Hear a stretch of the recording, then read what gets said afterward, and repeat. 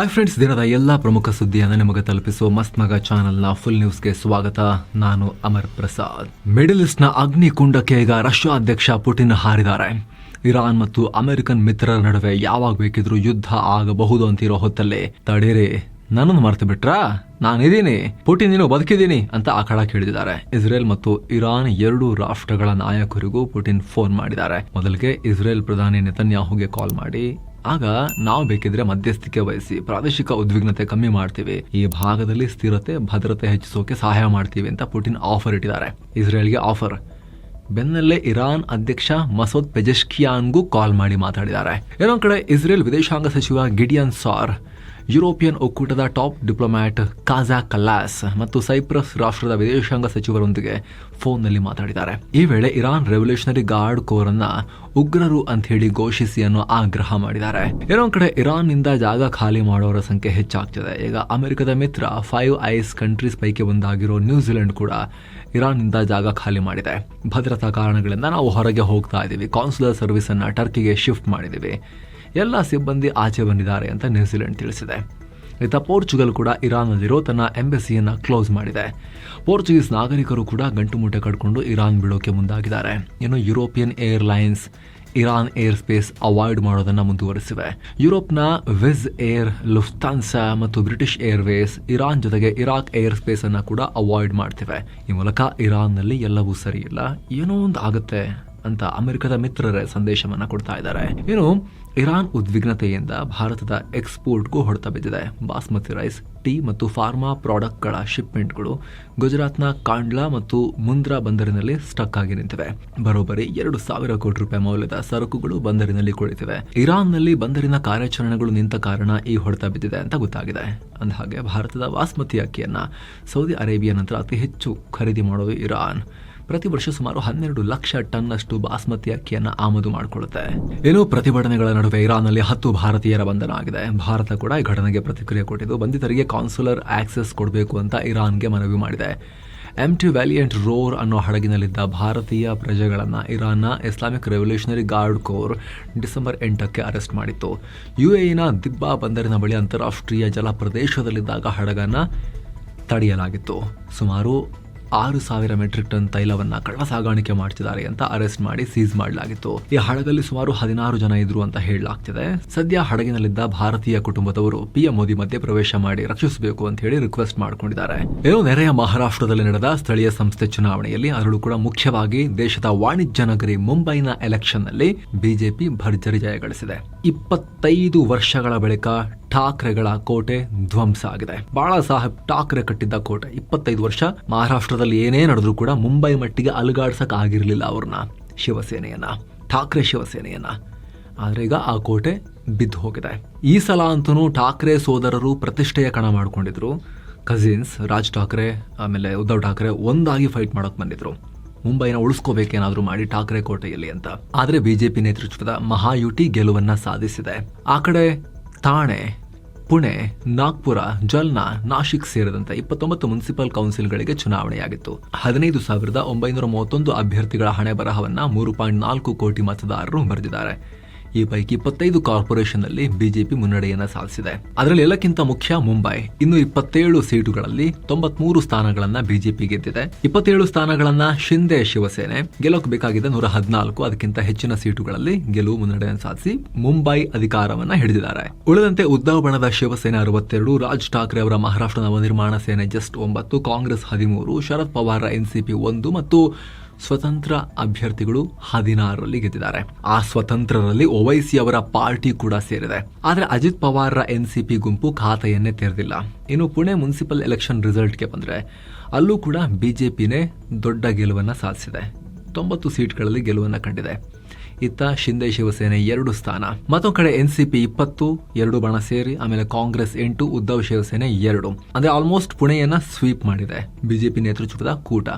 ಇನ್ನು Thane municipal election ಅಲ್ಲಿ BJP 17, Shinde Shivsena 34, Ajit Pawar NCP 4, Congress 3, Sharad Pawar NCP 5 ಸ್ಥಾನಗಳಲ್ಲಿ ಗೆಲುವನ್ನ ಕಂಡಿದ್ದಾರೆ. ಇಲ್ಲಿ ಗಮನಿಸಬಹುದು, ಥಾಣೆ ಅದು ಏಕನಾಥ್ ಶಿಂದೆ ಅವರ ಭದ್ರಕೋಟೆ, ಅವರು ತುಂಬಾ ಪ್ರಾಬಲ್ಯವನ್ನು ಹೊಂದಿರೋ ಜಾಗ. ಅಲ್ಲಿ ಬಿಜೆಪಿಗಿಂತ ಶಿಂದೆ ಶಿವಸೇನೆ ಚೆನ್ನಾಗಿ ಪರ್ಫಾರ್ಮ್ ಮಾಡಿದೆ. ಒಟ್ಟಿನಲ್ಲಿ ಮಹಾಯುತಿ ಇವರ ಕೂಟನೇ ಅತಿ ಹೆಚ್ಚಿನ ಸ್ಥಾನಗಳನ್ನ ಇಲ್ಲೂ ಕೂಡ ಗೆದ್ದಿದೆ. ಇನ್ನು ನವಿ ಮುಂಬೈ ಮುನ್ಸಿಪಲ್ನಲ್ಲಿ ಬಿಜೆಪಿ 66, ಶಿಂದೆ ಶಿವಸೇನಾ 42. ಇಲ್ಲೂ ಕೂಡ ಭಾರಿ ಗೆಲುವನ್ನು ಸಾಧಿಸಿದ್ದಾರೆ. ಉದ್ಧವ್ ಶಿವಸೇನೆ ಕೇವಲ 2 ಸ್ಥಾನಗಳಲ್ಲಿ ಮಾತ್ರ ಗೆದ್ದಿದೆ. ಕಾಂಗ್ರೆಸ್ ಇಲ್ಲಿ ಖಾತೆಯನ್ನೇ ತೆರೆದಿಲ್ಲ.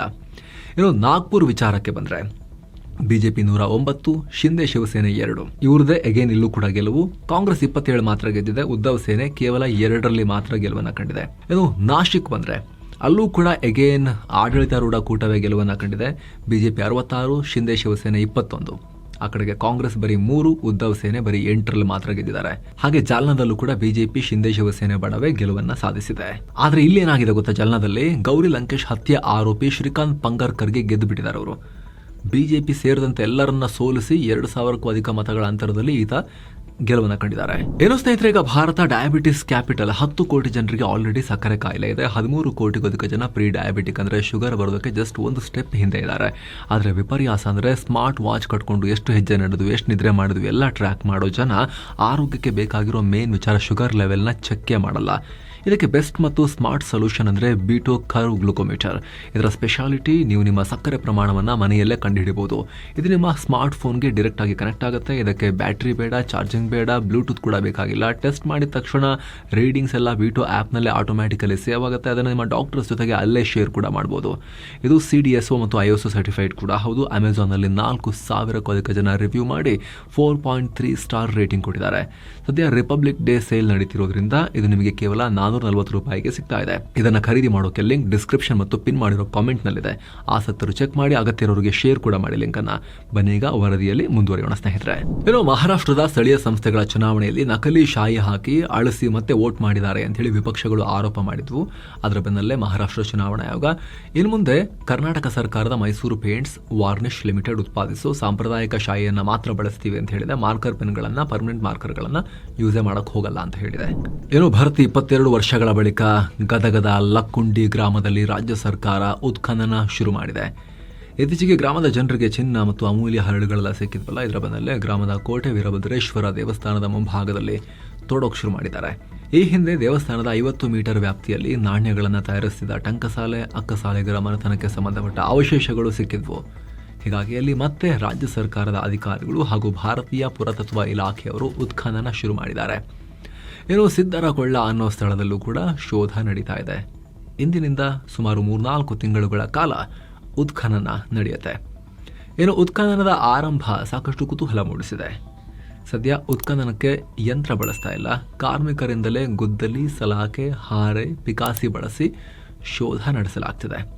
ಒಂದಿನಕ್ಕೆ 10 ಸೆಂಟಿಮೀಟರ್ ಮಾತ್ರ ಆಗಿರಬಹುದು. ಪ್ರತಿ ಹಂತದಲ್ಲೂ ಮಣ್ಣು ಪರೀಕ್ಷಿಸುವ ಕಾರ್ಯ ನಡೆಯುತ್ತೆ. ಉತ್ಖನನಕ್ಕಾಗಿ 25 ಲಕ್ಷ ರೂಪಾಯಿ ಅನುದಾನ ಕೂಡ ರಿಲೀಸ್ ಆಗಿದೆ. ಇನ್ನು ಕಾಲ್ ತುಳಿತ ನಂತರ 2026ರ IPL ಸೀಸನ್ನ RCB ಮ್ಯಾಚ್ಗಳು ಎಲ್ಲಿ ನಡೀತವೆ ಅನ್ನೋ ಪ್ರಶ್ನೆ ಇತ್ತು. ಬೆಂಗಳೂರಿನ ಚಿನ್ನಸ್ವಾಮಿ ಸ್ಟೇಡಿಯಂನಲ್ಲಿ ಬೇಡ ಅನ್ನೋ ಕೂಗಿತ್ತು. ಈಗ RCB ಫ್ರಾಂಚೈಸಿ ಇದಕ್ಕೊಂದು ಪರಿಹಾರ ಹುಡುಕಿದೆ. ಅಭಿಮಾನಿಗಳ ಸೇಫ್ಟಿ ಮತ್ತು ಜನಸಂದಣಿಯನ್ನು ನಿಭಾಯಿಸೋಕೆ 350 AI ಪವರ್ಡ್ ಕ್ಯಾಮೆರಾಗಳನ್ನು ಹಾಕೋ ಪ್ರಸ್ತಾವನೆಯನ್ನ ಕರ್ನಾಟಕ ರಾಜ್ಯ ಕ್ರಿಕೆಟ್ ಸಂಸ್ಥೆಯ ಮುಂದೆ ಇಟ್ಟಿದೆ. ಇದರ ಖರ್ಚು 4.25 ಕೋಟಿ ರೂಪಾಯಿಯನ್ನ ಕೂಡ ನಾವೇ ನೋಡ್ಕೋತೀವಿ ಅಂತ ಹೇಳಿದೆ. ಇದಕ್ಕಾಗಿ ಸ್ಟ್ಯಾಕ್ಶೂ ಅನ್ನೋ ಟೆಕ್ನಾಲಜಿ ಕಂಪನಿಯೊಂದಿಗೆ RCB ಪಾರ್ಟ್ನರ್ಶಿಪ್ ಮಾಡಿಕೊಂಡಿದೆ. ಈ ಕ್ಯಾಮೆರಾಗಳನ್ನು ಜೋಡಿಸಿದ್ರೆ ಕ್ರೀಡಾಂಗಣದ ಒಳಗಿನ ಮತ್ತು ಹೊರಗಿನ ಮೂವ್ಮೆಂಟ್ಸ್ ಅನ್ನ ನೋಡಬಹುದು, ಸರತಿ ಸಾಲನ್ನ ಕಂಟ್ರೋಲ್ ಮಾಡೋದು ಮತ್ತು ಅನಧಿಕೃತ ವ್ಯಕ್ತಿಗಳ ಪ್ರವೇಶವನ್ನ ತಡೆಯಬಹುದು ಅಂತ RCB ಹೇಳಿದೆ. ಏನೋ ಭಾರತ ಫ್ರಾನ್ಸ್ನ ದಸೋ ಏವಿಯೇಷನ್ ನಿಂದ ಖರೀದಿ ಮಾಡೋಕೆ ಮುಂದಾಗಿರೋ 114 ಅಗೇನ್ ಇನ್ನೊಂದು ಬ್ಯಾಚ್ ರಫೈಲ್ ಜೆಟ್ಗಳ ಖರೀದಿಗೂ ಮುನ್ನ ಕಂಡೀಷನ್ಸ್ ಹಾಕಿದೆ. ಈ ಜೆಟ್ಗಳಲ್ಲಿ ಭಾರತದ ಶಸ್ತ್ರಾಸ್ತ್ರಗಳ ಅಳವಡಿಕೆ ಕಡ್ಡಾಯ ಅಂತ ಡಸೋಗೆ ಹೇಳಿದೆ. ಭಾರತದ ಮಿಸೈಲ್ಗಳು ಮತ್ತು ಮದ್ದುಗುಂಡುಗಳನ್ನು ಕಡ್ಡಾಯವಾಗಿ ಅದರಲ್ಲಿ ಇಂಟಿಗ್ರೇಟ್ ಮಾಡೋಕೆ ವ್ಯವಸ್ಥೆ ಮಾಡಿಕೊಡ್ಬೇಕು. ಜೊತೆಗೆ ಸುರಕ್ಷಿತ ಡೇಟಾ ಲಿಂಕ್ಗಳನ್ನು ಕಂಪನಿ ಒದಗಿಸಬೇಕು. ಜೆಟ್ನ ಕಂಪ್ಯೂಟಿಂಗ್ ಸಿಸ್ಟಮ್ನ ಸಾಫ್ಟ್ವೇರ್ಗಳಲ್ಲಿ ಬದಲಾವಣೆ ಮಾಡಬೇಕು. ಜೆಟ್ನ ಏರ್ ಫ್ರೇಮ್ಗಳನ್ನು ತಯಾರಿಸೋಕೆ ಟೆಕ್ನಾಲಜಿ ಟ್ರಾನ್ಸ್ಫರ್ ಮಾಡಬೇಕು. ಎಂಜಿನ್ ತಯಾರಕ ಸಫ್ರಾನ್ ಮತ್ತು ಏವಿಯಾನಿಕ್ಸ್ ಪ್ರೊವೈಡರ್ ಥೇಲ್ಸ್ ಈ ಟೆಕ್ನಾಲಜಿಯನ್ನು ಟ್ರಾನ್ಸ್ಫರ್ ಮಾಡಬೇಕು. ಹೀಗೆ ಭಾರತ ಡಸೋ ಮುಂದೆ ಹಲವು ಕಂಡೀಷನ್ಗಳನ್ನು ಹಾಕಿದೆ. ಮತ್ತೊಂದು ಕಡೆ ಭಾರತದ ಡಿಫೆನ್ಸ್ ಸೆಕ್ಟರ್ನಲ್ಲಿ ಮೇಜರ್ ಬದಲಾವಣೆಗೆ ಭಾರತ ಮುಂದಾಗ್ತಾ ಇದೆ.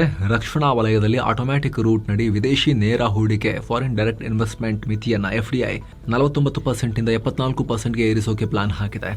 ಇದರಿಂದ ವಿದೇಶಿ ಡಿಫೆನ್ಸ್ ಮ್ಯಾನುಫ್ಯಾಕ್ಚರಿಂಗ್ ಕಂಪನಿಗಳು ಭಾರತದ ರಕ್ಷಣಾ ಸಂಸ್ಥೆಗಳಲ್ಲಿ ಮಾಲೀಕತ್ವ ಪಡಿಬಹುದು. ಈಗ 49% ಅಂದ್ರೆ ಮಾಲೀಕತ್ವಕ್ಕೆ ಹತ್ರ ಬರ್ಬೋದಾಗಿತ್ತು, 51% ಓನರ್ ಆಗ್ಲಿಕ್ಕೆ ಅವಕಾಶ ಇರಲಿಲ್ಲ. ಈಗ 74% ತನಕನೂ ಹೋಗಬಹುದು.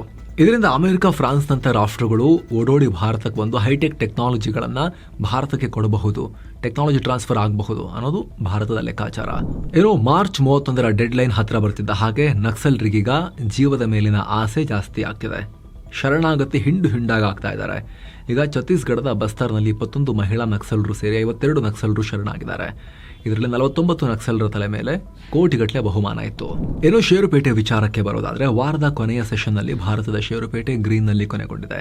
ವಾರದ ವಹಿವಾಟಿನ ಅಂತ್ಯಕ್ಕೆ ಸೆನ್ಸೆಕ್ಸ್ 187 ಪಾಯಿಂಟ್ಸ್ ಅಥವಾ 0.23% ಜಂಪ್ ಆಗಿ 83,570ಕ್ಕೆ ತಲುಪಿದೆ. ನಿಫ್ಟಿ 28 ಪಾಯಿಂಟ್ಸ್ ಅಥವಾ 0.11% ಜಂಪ್ ಆಗಿ 25,694ಕ್ಕೆ ರೀಚ್ ಆಗಿದೆ. ಇತ್ತ BSE mid cap index 0.15% gain ಮಾಡಿಕೊಂಡಿದ್ದು, ಸ್ಮಾಲ್ ಕ್ಯಾಪ್ ಇಂಡೆಕ್ಸ್ 0.45% ಡೌನ್ ಆಗಿದೆ.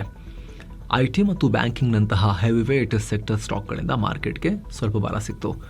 ಇನ್ಫೋಸಿಸ್ ತನ್ನ Q3 ರಿಸಲ್ಟ್ ಅನ್ನು ರಿಲೀಸ್ ಮಾಡಿದ ನಂತರ IT ಷೇರುಗಳು ಚೆನ್ನಾಗಿ ಪರ್ಫಾರ್ಮ್ ಮಾಡಿವೆ. ಇದರೊಂದಿಗೆ HDFC ಮತ್ತು SBI ಬ್ಯಾಂಕ್ ಷೇರುಗಳು ಕೂಡ ಮಾರ್ಕೆಟ್ಗೆ ಬಲ ಕೊಟ್ಟವು. ಹೀಗಾಗಿ ಜಾಗತಿಕ ಅನಿಶ್ಚಿತತೆಗಳ ನಡುವೆ ಕೂಡ ಮಾರ್ಕೆಟ್ ವಾರದ ಕೊನೆಯ ವಹಿವಾಟಿನಲ್ಲಿ ಗ್ರೀನ್ನಲ್ಲಿ ಎಂಡ್ ಆಯಿತು. Cipla, Jio financial services, Eternal, Maruti Suzuki ಮತ್ತು ಸನ್ ಫಾರ್ಮಾಸ್ಯೂಟಿಕಲ್ ರೆಡ್ನಲ್ಲಿದ್ವು. ಅತ Infosys, Tech Mahindra, Wipro, HCL technologies, TCS ಗ್ರೀನ್ನಲ್ಲಿದ್ವು. ಡಾಲರ್ ಮುಂದೆ ರೂಪಾಯಿ ಮೌಲ್ಯ 50 ಪೈಸೆ ಡೌನ್ ಆಗಿ $90.84 ತಲುಪಿದೆ. ಭಾರತೀಯರು ಬೆಳ್ಳಿಗೆ ಮುಗಿಬಿದ್ದಿದ್ದಾರೆ. ಈ ವರ್ಷ ಬೆಳ್ಳಿ ಆಮದಿನಲ್ಲಿ ಬರೋಬ್ಬರಿ 129% ಹೆಚ್ಚಳವಾಗಿದೆ. ಕಳೆದ ವರ್ಷ $3.39 ಬಿಲಿಯನ್ ನಷ್ಟಿತ್ತು ಆಮದು ಮೌಲ್ಯ. ಈಗ 2025 ಡಿಸೆಂಬರ್ ಹೊತ್ತಿಗೆ $7.7 ಬಿಲಿಯನ್ ರೀಚ್ ಆಗಿದೆ. ಸದ್ಯ ಅತಿದೊಡ್ಡ ಬೆಳ್ಳಿ ಉತ್ಪಾದಕ ಚೀನಾ ತನ್ನ ಬೆಳ್ಳಿ ರಫ್ತಿಗೆ ಕಠಿಣ ಕಡಿವಾಣಗಳನ್ನು ಹಾಕಿದೆ. ಭಾರತ ಹೆಚ್ಚಾಗಿ ಚೀನಾದಿಂದಲೇ ತರಿಸ್ತಾ ಇತ್ತು. ಹೀಗಾಗಿ ಭಾರತಕ್ಕೆ ಪೆರು, ಚಿಲಿ ಕಡೆಗೆಲ್ಲ ಮುಖ ಮಾಡಿದೆ. ಅವರೊಂದಿಗೆ ಫ್ರೀ ಟ್ರೇಡ್ ಅಗ್ರಿಮೆಂಟ್ನ ಮಾತುಕತೆಯೂ ನಡೀತಾ ಇದೆ. ಮತ್ತೊಂದು ಕಡೆ ಚಿನ್ನದ ವಿಚಾರದಲ್ಲಿ ಭಾರತೀಯರು ಸ್ವಲ್ಪ ಮಂಕಾಗಿದ್ದಾರೆ. ಡಿಸೆಂಬರ್ ತಿಂಗಳಲ್ಲಿ ಚಿನ್ನದ ಆಮದಿನಲ್ಲಿ 12% ಇಳಿಕೆಯಾಗಿದೆ. ಆಮದು ಮೊತ್ತ $4.13 ಬಿಲಿಯನ್ ಇತ್ತು. ಮ್ಯೂಚುವಲ್ ಫಂಡಲ್ಲಿ ಸ್ಮಾಲ್ ಕ್ಯಾಪ್, ಲಾರ್ಜ್ ಕ್ಯಾಪ್ ಮತ್ತು ಮಿಡ್ ಕ್ಯಾಪ್ ಫಂಡ್ ಡೆಫಿನೇಷನ್ನಲ್ಲಿ ಬದಲಾವಣೆ ಬರ್ತಾ ಇದೆ. ಸೆಬಿಯ ಎಕ್ಸಿಕ್ಯೂಟಿವ್ ಡೈರೆಕ್ಟರ್ ಮನೋಜ್ ಕುಮಾರ್ ಇದನ್ನ ಘೋಷಿಸಿದ್ದಾರೆ. ಸದ್ಯ top 1 to 100 companies large cap, 100 to 250 mid cap 150 ಕಂಪನಿಗಳು, 250 ಇಂದ 500 ಆ 250 ಕಂಪನೀಸ್ ಸ್ಮಾಲ್ ಕ್ಯಾಪ್ ಅಂತ ವರ್ಗೀಕರಣ ಇದೆ. ಅದರ ನಂತರದೆಲ್ಲವೂ ಮೈಕ್ರೋ ಕ್ಯಾಪ್ ಮತ್ತು ಸಣ್ಣ ಕಂಪನೀಸ್, ಅದೆಲ್ಲ ಚೇಂಜ್ ಆಗುತ್ತೆ ಅಂತ. ಹಾಗೆ ಡೆಟ್ ಫಂಡ್, ಹೈಬ್ರಿಡ್ ಫಂಡ್ಗಳ ವರ್ಗೀಕರಣದಲ್ಲೂ ಬದಲಾವಣೆ ಬರ್ತಾ ಇದೆ. ಏನು ಅಂತ ಸೆಬಿ ಶೀಘ್ರದಲ್ಲಿ ಹೇಳುತ್ತೆ. ಭಾರತದ ಕಾಂಪಿಟೇಷನ್ ಕಮಿಷನ್ ಆಫ್ ಇಂಡಿಯಾ ಆಪಲ್ಗೆ ಅಂತಿಮ ಎಚ್ಚರಿಕೆ ಕೊಟ್ಟಿದೆ. ಆಂಟಿ ಟ್ರಸ್ಟ್ ಕೇಸ್ನಲ್ಲಿ ಆಪಲ್ ಡಿವೈಸಸ್ ಅಲ್ಲಿ ತನ್ನದೇ ಆದ ಆಪ್ ಸ್ಟೋರ್ ಬಳಸುವಂತೆ ಫೋರ್ಸ್ ಮಾಡ್ತಿದ್ದಾರೆ ಅಂತ ಒಂದು, ಹಾಗೆ ಆ್ಯಪ್ಗಳಿಂದ %30 ಹೆವಿ ಕಮಿಷನ್ ಪಡಿತಿದ್ದಾರೆ ಅಂತ ಇನ್ನೊಂದು. ಇದು ಮಾರುಕಟ್ಟೆ ನಿಯಮಗಳಿಗೆ ವಿರುದ್ಧ. $38 ಬಿಲಿಯನ್ ಹಾಕಬೇಕು ಇವ್ರಿಗೆ ದಂಡ, ಅಂದರೆ ಹತ್ತಿರ $3.5 ಲಕ್ಷ ಕೋಟಿ. ಅದು ಕೂಡ ಕಂಪನಿಯ ಗ್ಲೋಬಲ್ ಬಿಸ್ನೆಸ್ ಅನ್ನ ಇಟ್ಕೊಂಡು ಆಧಾರ ಇಟ್ಕೊಂಡು ದಂಡ ಹಾಕೋದು ಅಂತ ಹೇಳಿ. ಆದರೆ ಆ್ಯಪಲ್ನವರು ಇದೇನು ಲೆಕ್ಕಾಚಾರ ನಿಮ್ಮದು, ಇಂಡಿಯಾ ಬಿಸ್ನೆಸ್ ಬಗ್ಗೆ ಮಾತ್ರ ಮಾತಾಡಿ, ನೀವು ಗ್ಲೋಬಲ್ ನಿಮಗೆ ಏನಕ್ಕೆ ಅಂತ ಹೇಳಿ ವಾದ ಮಾಡ್ತಿದ್ದಾರೆ. ಭಾರತದ ಪ್ರಮುಖ ರಕ್ಷಣಾ ಉತ್ಪಾದನಾ ಸಂಸ್ಥೆ ಭಾರತ್ ಫೋರ್ಜ್ಗೆ $300 ಕೋಟಿ ಆರ್ಡರ್ ಸೇನೆಯಿಂದ ಬಂದಿದೆ. ಸೇನೆ ಮತ್ತು ನೌಕಾಪಡೆಗೆ ಒಮೆಗಾ 1, ಒಮೆಗಾ 9 ಬಯೋನೆಟ್ ಮತ್ತು ಕ್ಲಿವರ್ ಡ್ರೋನ್ ಪ್ಲಾಟ್ಫಾರ್ಮ್ಗಳನ್ನು ಇದರಡಿಯಲ್ಲಿ ಕಂಪನಿ ಸಪ್ಲೈ ಮಾಡಬೇಕು. ದೇಶದ ಪ್ರಮುಖ IT ಕಂಪನಿ LTI ಮೈಂಡ್ಟ್ರೀ ಕೈಗೆ ಹೊಸದಾಗಿ $3,000 ಕೋಟಿ ಡೀಲ್ ಸಿಕ್ಕಿದೆ. ಕೇಂದ್ರ ಸರ್ಕಾರದ ನೇರ ತೆರಿಗೆ ಮಂಡಳಿ CBDT high tech AI power tax analytics ಪ್ಲಾಟ್ಫಾರ್ಮ್ಗಾಗಿ ಆರ್ಡರ್ ಕೊಟ್ಟಿದೆ. ತೈವಾನ್ ಮೂಲದ ಫಾಕ್ಸ್ಕಾನ್ ಮತ್ತು ಭಾರತದ HCL ಗ್ರೂಪ್ನ ಸೆಮಿಕಂಡಕ್ಟರ್ ಜಾಯಿಂಟ್ ವೆಂಚರ್ಗೆ ಇಂಡಿಯಾ ಚಿಪ್ ಪ್ರೈವೇಟ್ ಲಿಮಿಟೆಡ್ ಅಂತ ಹೆಸರಿಡಲಾಗಿದೆ. ಫಾಕ್ಸ್ಕಾನ್ ಸದ್ಯಕ್ಕೆ ಇದರಲ್ಲಿ $312 ಕೋಟಿ ಇನ್ವೆಸ್ಟ್ ಮಾಡಿದ್ದು 40% ಸ್ಟೇಕ್ ಹೊಂದಿದೆ. $3,706 ಕೋಟಿ ಬೇಕು ಪ್ರಾಜೆಕ್ಟ್ಗೆ. UP ಸರ್ಕಾರ 60% ದುಡ್ಡು ಹಾಕ್ತೀವಿ ಅಂತ ಹೇಳಿದೆ. ಹಿಂದೂಸ್ತಾನ್ ಕೋಕೋ ಕೋಲಾ ಬೆವರೇಜಸ್, ಇದು ಸಾಫ್ಟ್ ಡ್ರಿಂಕ್ ದೈತ್ಯ ಕೋಕೋ ಕೋಲಾದ ಓನರ್ಶಿಪ್ ಇರೋ ಕಂಪನಿ. ಇವರು IPOಗೆ ಪ್ಲಾನ್ ಮಾಡ್ತಿದ್ದಾರೆ. ಬರೋಬ್ಬರಿ $9,000 ಕೋಟಿ IPO. ಇದರಿಂದ ಕಂಪನಿ ಮೌಲ್ಯ $10 ಬಿಲಿಯನ್ ರೀಚ್ ಆಗೋ ನಿರೀಕ್ಷೆ ಇದೆ. ಈ ವರ್ಷದ ಏಪ್ರಿಲ್ ಮೇ ಹೊತ್ತಿಗೆ IPO ಅಂತ ಹೇಳ್ತಿದ್ದಾರೆ. ವಿಪ್ರೋ, ಟೆಕ್ ಮಹೀಂದ್ರಾ ಕೂಡ ತಮ್ಮ Q3 ರಿಸಲ್ಟ್ ಅನ್ನ ರಿಲೀಸ್ ಮಾಡಿದ್ದಾರೆ. ಮೊದಲಿಗೆ ಟೆಕ್ ಮಹೀಂದ್ರಾ ನೋಡಿದ್ರೆ ನೆಟ್ ಪ್ರಾಫಿಟ್ 14% ರೈಸ್ ಆಗಿದೆ, $1,122 ಕೋಟಿ ತಲುಪಿದೆ. ಇದಕ್ಕೆ ಕಾರಣ ಏನು ಅಂತ ಹೇಳಿದ್ರೆ, ಈ ಕ್ವಾರ್ಟರ್ನಲ್ಲಿ $1.1 ಬಿಲಿಯನ್ ಡೀಲ್ ಕಂಪನಿಗೆ ಸಿಕ್ಕಿದೆ. ಅಂದ್ರೆ ಹಿಂದಿನ ಸಲಕ್ಕಿಂತ 47% ಆರ್ಡರ್ ಪ್ರಮಾಣ ಜಾಸ್ತಿ ಆಗಿದೆ. TCS, ಇನ್ಫೋಸಿಸ್ಗಳ ಲಾಭದಲ್ಲಿ ಕುಸಿತ ಕಂಡ್ರೂ ಕೂಡ ಟೆಕ್ ಮಹೀಂದ್ರಾ ಗ್ರೋ ಆಗಿದೆ. ಇದೇ ಕಾರಣಕ್ಕೆ ಟೆಕ್ ಮಹೀಂದ್ರಾದ ಶೇರ್ ಮಾರ್ಕೆಟ್ನಲ್ಲಿ 5% ಜಂಪ್ ಆಯಿತು. ಇನ್ನು ವಿಪ್ರೋ ಕಂಪನಿಯ ಲಾಭ 7% ಡೌನ್ ಆಗಿದೆ. 3,119 ಕೋಟಿ ರೂಪಾಯಿ. ಇದರ ನಡುವೆ ಕೂಡ ಕಂಪನಿ ಪ್ರತಿ ಶೇರ್ಗೆ ₹6 ಅಂತೆ ಇಂಟರಿಮ್ ಡಿವಿಡೆಂಡ್ ಅನೌನ್ಸ್ ಮಾಡಿದೆ. ಇನ್ನು ಚಿನ್ನ ಮತ್ತು ಬೆಳ್ಳಿ ಬೆಲೆ ವಿಚಾರಕ್ಕೆ ಬಂದ್ರೆ 24 ಕ್ಯಾರೆಟ್ನ 10 ಗ್ರಾಂ ಚಿನ್ನದ ಬೆಲೆಯಲ್ಲಿ ₹422 ಕಮ್ಮಿಯಾಗಿ ₹1,41,593 ಆಗಿದೆ. 22 ಕ್ಯಾರೆಟ್ನ 10 ಗ್ರಾಂ ಚಿನ್ನದ ಬೆಲೆಯಲ್ಲಿ ₹386 ಕಮ್ಮಿಯಾಗಿ ₹1,29,700 ಆಗಿದೆ. 1 ಕೆಜಿ ಬೆಳ್ಳಿ ಬೆಲೆಯಲ್ಲಿ ₹4,378 ಹೆಚ್ಚಾಗಿ ₹2,81,890 ಆಗಿದೆ. ಸೊ ಫ್ರೆಂಡ್ಸ್, ಇದಾಗಿತ್ತು ಇವತ್ತಿನ ಪ್ರಮುಖ ಸುದ್ದಿ. ಹಾಗೆ ಕಡೆದಾಗಿ ಕ್ವಿಕ್ ರಿಮೈಂಡರ್, ಆಗ್ಲೇ ಹೇಳಿದ್ವಲ್ಲ, ಬೀಟೋ ಕಾರು ಗ್ಲೂಕೋಮೀಟರ್, ಸ್ಮಾರ್ಟ್ ಗ್ಲೂಕೋಮೀಟರ್ ಮನೆಯಲ್ಲೇ ಆರಾಮಾಗಿ ಫೋನಿಗೆ ಕನೆಕ್ಟ್ ಮಾಡಿಕೊಂಡು ಶುಗರ್ ಅನ್ನ ಟ್ರ್ಯಾಕ್ ಮಾಡೋ ಡಿವೈಸ್. ಆಸಕ್ತರು ಡಿಸ್ಕ್ರಿಪ್ಷನ್ ಮತ್ತು ಪಿನ್ ಮಾಡಿರೋ ಕಾಮೆಂಟ್ ಅನ್ನು ಚೆಕ್ ಮಾಡಿ. ಅಗತ್ಯ ಇರೋರಿಗೆ ಲಿಂಕ್ ಅನ್ನು ನೀವು ಶೇರ್ ಕೂಡ ಮಾಡಬಹುದು.